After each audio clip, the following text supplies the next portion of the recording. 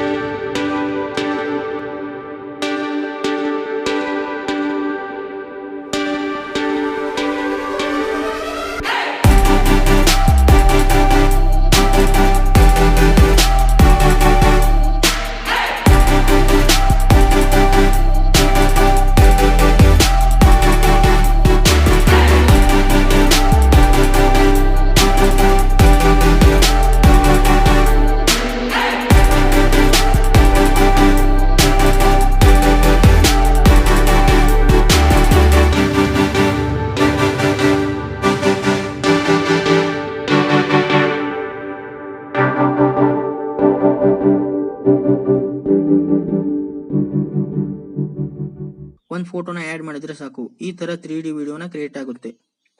ನಿಮಗೇನಾದ್ರೂ doubt ಇದ್ರೆ comment ಮಾಡಿ ಕೇಳಿ, ರಿಪ್ಲೈ ಮಾಡ್ತೀನಿ. ಈ ವಿಡಿಯೋನ ಸೇವ್ ಮಾಡೋದಕ್ಕೆ ಮೇಲ್ಗಡೆ ಎಕ್ಸ್ಪರ್ಟ್ ಬಟನ್ ಇರುತ್ತೆ, ಅದ್ರ ಮೇಲೆ ಕ್ಲಿಕ್ ಮಾಡಿ ಕ್ವಾಲಿಟಿನ ಸೆಲೆಕ್ಟ್ ಮಾಡ್ಕೊಂಡು ಕೆಳಗೆ ಎಕ್ಸ್ಪರ್ಟ್ ಬಟನ್ ಮೇಲೆ ಕ್ಲಿಕ್ ಮಾಡಿ. ವಿಡಿಯೋ ನಿಮ್ ಗ್ಯಾಲರಿಯಲ್ಲಿ ಸೇವ್ ಆಗುತ್ತೆ.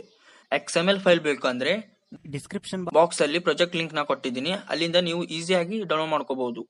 ಈ ವಿಡಿಯೋನ ಇಲ್ಲಿವರೆಗೆ ನೋಡಿದಿರ ಅಂದ್ರೆ ಲೈಕ್ ಮಾಡಿ, ಸಪೋರ್ಟ್ ಮಾಡಿ, ಕಾಮೆಂಟ್ ಮಾಡೋದನ್ನ ಮರಿಬೇಡಿ. ಸಿಗೋಣ ಮತ್ತೆ ಮುಂದಿನ ವಿಡಿಯೋದಲ್ಲಿ.